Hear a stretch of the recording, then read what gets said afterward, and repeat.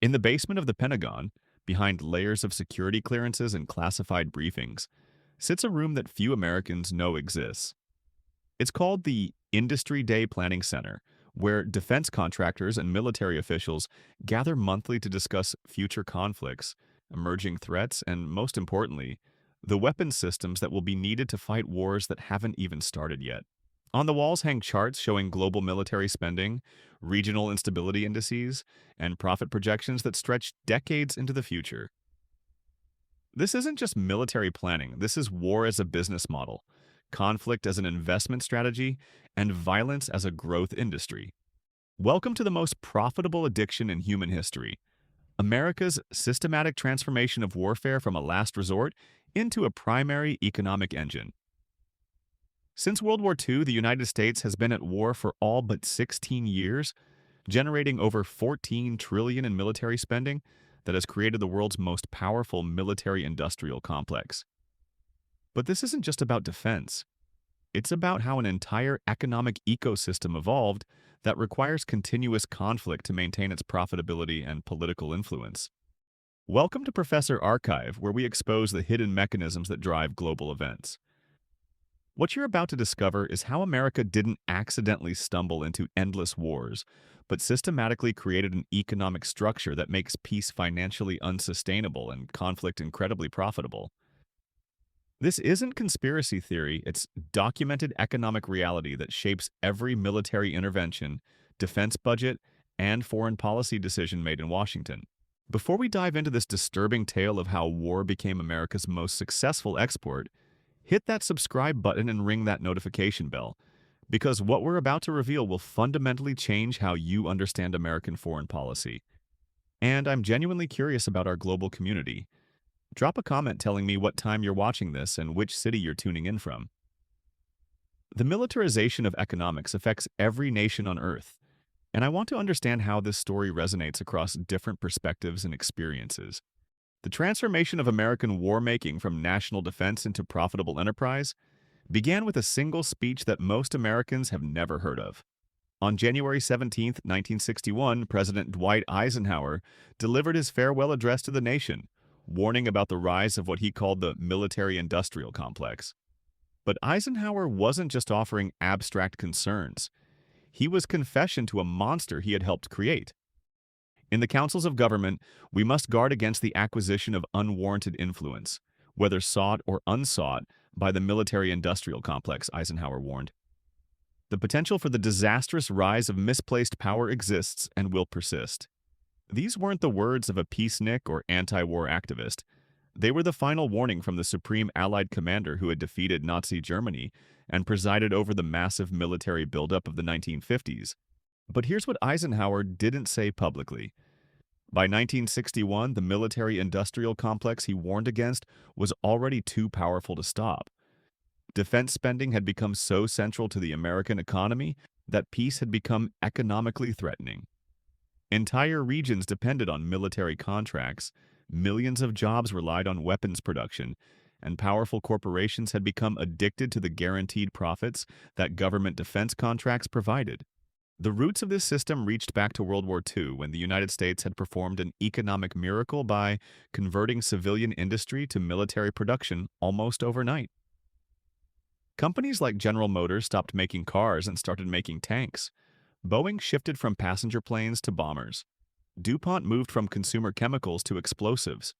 The transformation was so successful that it not only won the war but pulled America out of the Great Depression and made it the world's dominant economic power. The lesson seemed obvious. War was good for business. Military spending created jobs, drove technological innovation, and generated profits that civilian markets couldn't match. The problem was figuring out how to maintain these benefits during peacetime, when the obvious justification for massive military spending would disappear. The solution came from an unlikely source. A Rand Corporation analyst named Herman Kahn, whose 1960 book On Thermonuclear War provided the intellectual framework for permanent military mobilization. Kahn argued that the nuclear age required constant preparation for potential conflicts, meaning that peacetime military spending wasn't just justified, but essential for national survival. Kahn's logic was seductive because it provided moral justification for economically beneficial policies. Defense contractors weren't just making profits, they were protecting freedom. Workers in weapons factories weren't just earning paychecks, they were defending democracy. Politicians supporting military spending weren't just serving special interests, they were ensuring national security. But the real architect of America's war economy was Robert McNamara, who brought corporate management techniques to the Pentagon as Secretary of Defense under John Kennedy and Lyndon Johnson. McNamara had been president of Ford Motor Company, where he had pioneered the use of statistical analysis and cost-benefit calculations to maximize profits. At the Pentagon, he applied the same techniques to warfare. McNamara's innovation was treating military operations like business ventures that needed to generate measurable returns on investment. Wars weren't just about winning or losing. They were about efficiently deploying resources to achieve strategic objectives while maintaining the defense industrial base that provided America's economic and military advantages. This corporate approach to warfare had profound implications for how America fought its conflicts. Instead of mobilizing the entire economy for total war, as had happened during World War II, McNamara pioneered the concept of limited war that could be fought with professional military forces, using sophisticated weapons systems that required constant technological upgrading and replacement. The Vietnam War became the testing ground for this new approach to profitable warfare. Unlike previous American conflicts, Vietnam was fought primarily with expensive, high-technology weapon systems that generated enormous profits for defense contractors while requiring minimal sacrifice from civilian populations who weren't mobilized for war production. Consider the economics of Vietnam. The war cost over $120 billion in 1960s dollars, approximately $1 trillion today. But most of that money didn't disappear into a black hole of military destruction. Instead, it flowed to American corporations that manufactured everything from helicopters and jet fighters to napalm and Agent Orange. The human costs of the war were borne primarily by Vietnamese civilians and American soldiers, while the economic benefits flowed to shareholders of defense companies. Lockheed made billions from C-130 transport planes and F-104 fighter jets. Boeing profited enormously from B-52 bombers and CH-47 helicopters. Dow Chemical generated massive revenues from napalm production. These weren't just wartime profits, they were the foundation for a business model that required continuous conflict to maintain profitability. The genius of the Vietnam-era military-industrial complex was its geographic distribution across the American political landscape. Defense contractors deliberately spread their operations across multiple states and congressional districts, ensuring that military spending created local economic benefits that would generate political support for continued military budgets regardless of specific conflicts. Lockheed's C-5A transport plane provides a perfect example of this strategy. The aircraft was assembled in Georgia, but components were manufactured in 47 different states, creating economic stakes in the program for nearly every member of Congress. When cost overruns threatened the program's future, representatives from both parties rallied to defend it because cancellation would have eliminated jobs in their districts. This geographic distribution strategy transformed military spending from a national security issue into an economic development program that created powerful political constituencies for continued defense spending. Peace became economically threatening because it would eliminate the defense jobs that local communities had come to depend on. The end of the Vietnam War should have provided an opportunity to scale back the military-industrial complex and redirect resources towards civilian priorities. Instead, defense contractors and Pentagon officials used the post-Vietnam period to develop new justifications for continued military spending that would persist regardless of specific conflicts. The key innovation was shifting from conflict-specific military buildups to permanent military superiority as a strategic objective. Instead of mobilizing for particular wars, America would maintain overwhelming military dominance that could deter potential conflicts while providing consistent demand for weapon systems that required constant technological advancement. This strategy required identifying potential threats that would justify continued military spending, even during periods of relative peace. The Soviet Union provided the obvious justification during the Cold War. But defense planners understood that they needed more flexible threat assessments that could adapt to changing circumstances while maintaining consistent demand for military hardware. The solution was the development of threat inflation, the systematic exaggeration of potential dangers to justify military spending levels that exceeded any reasonable assessment of actual security needs. This wasn't accidental paranoia, but deliberate policy designed to maintain the economic benefits of military spending while preserving America's global military dominance. Donald Rumsfeld, who served as Secretary of Defense under Gerald Ford and later under George W. Bush, perfected this approach during the 1970s. Rumsfeld argued that uncertainty about Soviet capabilities required worst-case planning that assumed maximum threat levels regardless of actual intelligence assessments.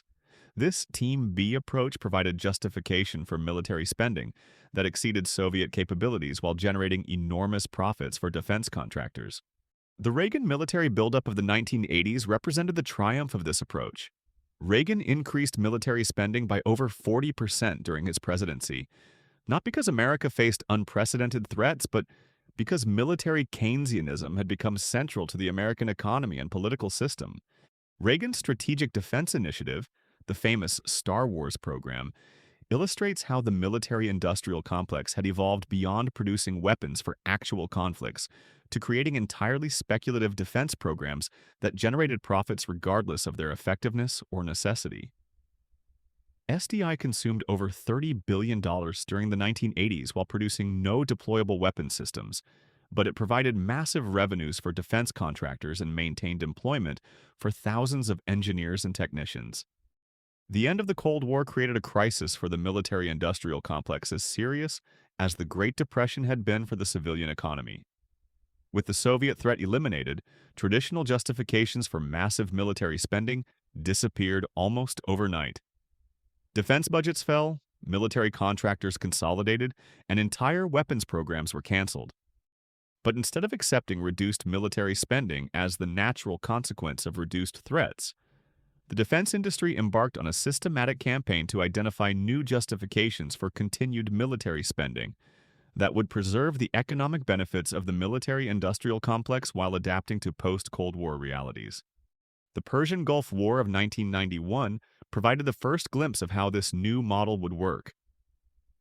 The conflict showcased high-technology weapons systems that generated enormous media attention and public support while demonstrating the superiority of American military technology over potential rivals. But more importantly, the war established precedents for American military intervention that would justify continued military spending while opening new markets for American weapons exports. The success of American military technology during the Gulf War created what defense analysts called the revolution in military affairs.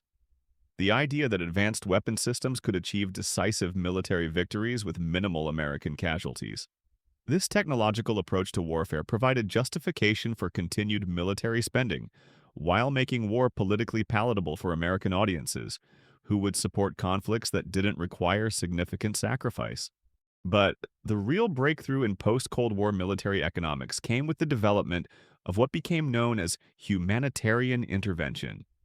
The use of American military force to address humanitarian crises, prevent genocide, and promote democracy around the world. This moral framework provided virtually unlimited justification for military intervention while generating consistent demand for the weapons systems that made such interventions possible. The interventions in Somalia, Bosnia, and Kosovo during the 1990s established precedents for American military action that weren't tied to traditional national security threats, but to broader humanitarian and strategic objectives that could justify military spending regardless of specific conflicts. These humanitarian interventions also pioneered the use of private military contractors that would become central to America's war economy during the 21st century. Companies like DynCorp and Military Professional Resources Incorporated began providing services that had previously been performed by government employees, creating new profit centers for the defense industry while reducing the political costs of military intervention. The September 11th attacks provided the military-industrial complex with the existential threat it needed to justify unprecedented military spending increases while launching the War on Terror that would become the longest and most profitable conflict in American history. But here's what most people don't understand about post-9/11 military spending. The vast majority of the money didn't go to fighting terrorism, but to purchasing conventional weapons systems designed for conflicts with nation-states that had nothing to do with terrorist organizations. The F-35 fighter jet, the Gerald R. Ford-class aircraft carriers, and the ground-based mid-course defense system all received massive funding increases after 9/11, despite their irrelevance to counterterrorism operations.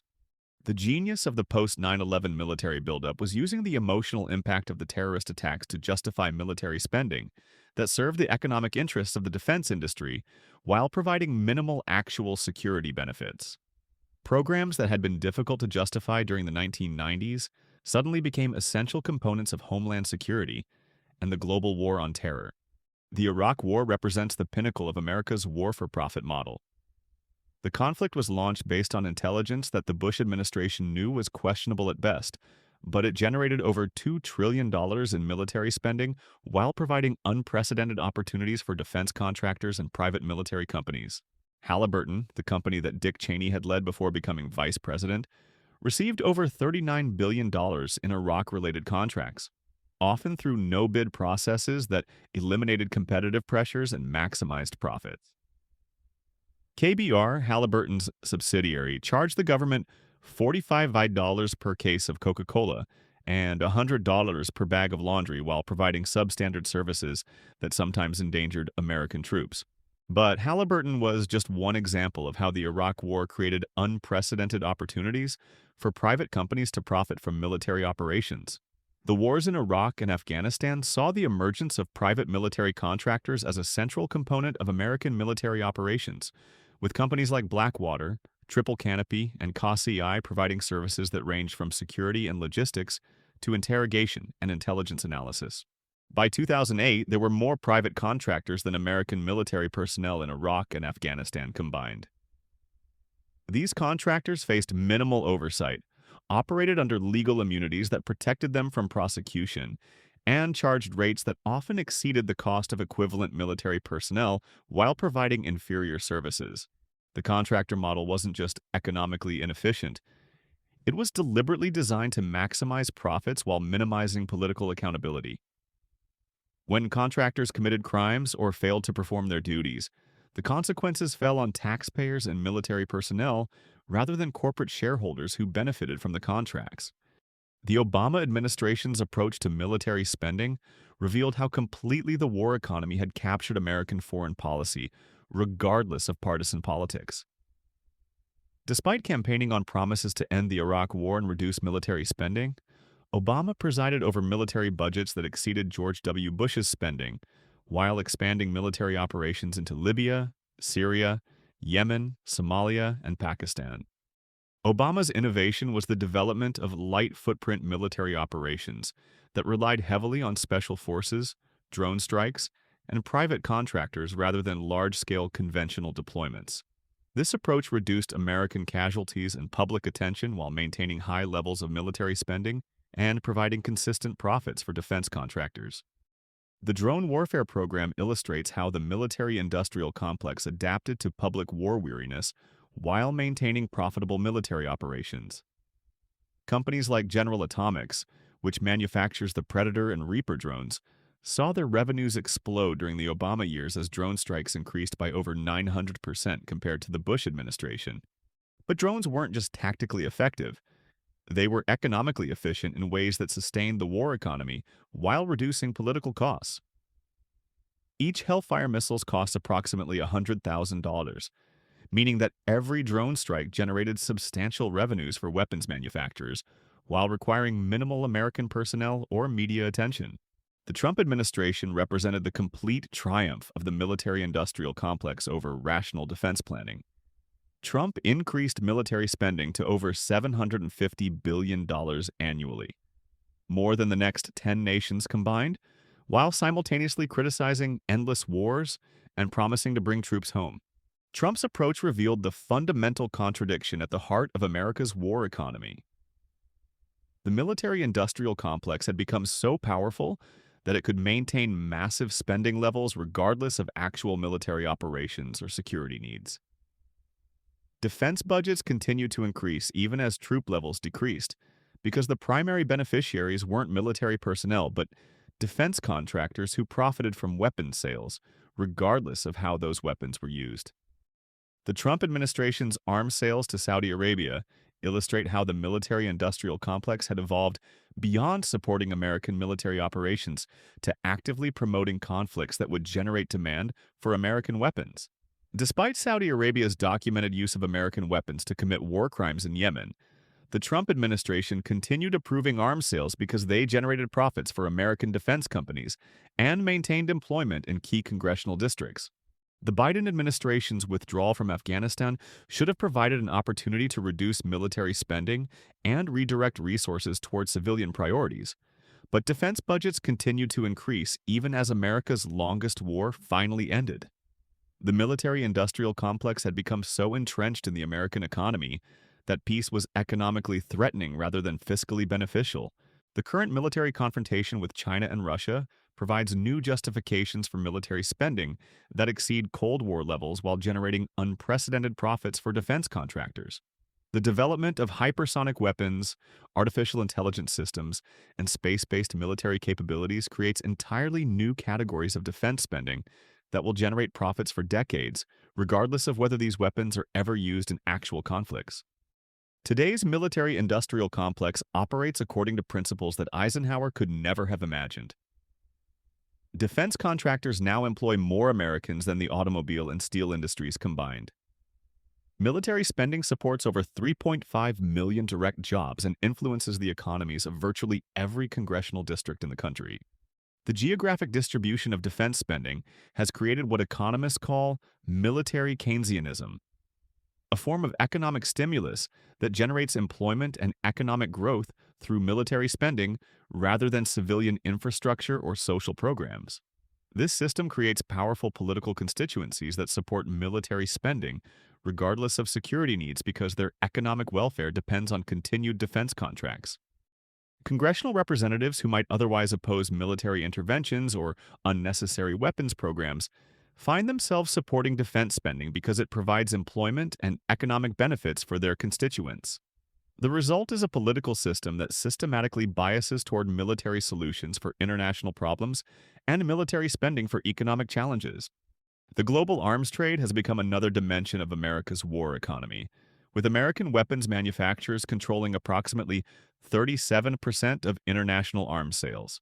Companies like Lockheed Martin, Boeing, and Raytheon generate billions in revenue by selling weapons to allies and partners around the world, creating international dependencies on American military technology while providing consistent revenue streams regardless of American military operations. But arms exports aren't just economically beneficial. They're strategically effective in ways that maintain American global dominance while generating private profits. Countries that purchase American weapons systems become dependent on American spare parts, training, and maintenance services that create long-term revenue streams while ensuring political influence over purchasing nations. The technological sophistication of modern weapons systems has created what economists call vendor lock-in effects that make it nearly impossible for purchasing nations to switch to alternative suppliers once they've invested in American weapons platforms.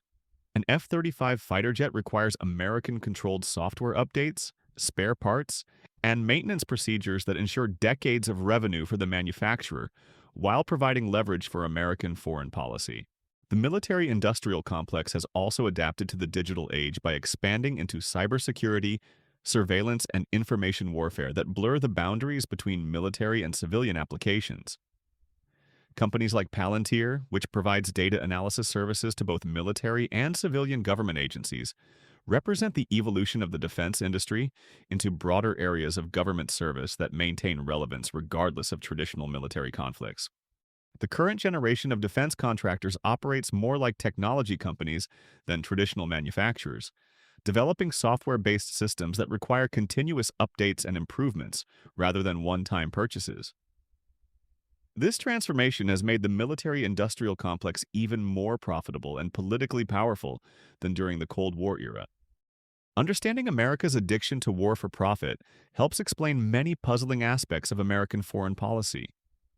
Why military budgets continue to increase regardless of threat levels, why diplomatic solutions are often ignored in favor of military interventions, and why American leaders consistently choose military options that serve contractor interests rather than national security needs. The war economy has become so central to American capitalism that peace is now economically destabilizing rather than beneficial. Regions that depend on defense spending would face economic collapse if military budgets were significantly reduced, creating political pressure for continued military spending regardless of security justifications. This system has profound implications for American democracy because it creates economic incentives for policies that serve private interests rather than public welfare. Politicians who oppose unnecessary military spending face opposition from constituents whose jobs depend on defense contracts, while those who support military interventions receive campaign contributions from contractors who benefit from increased military operations.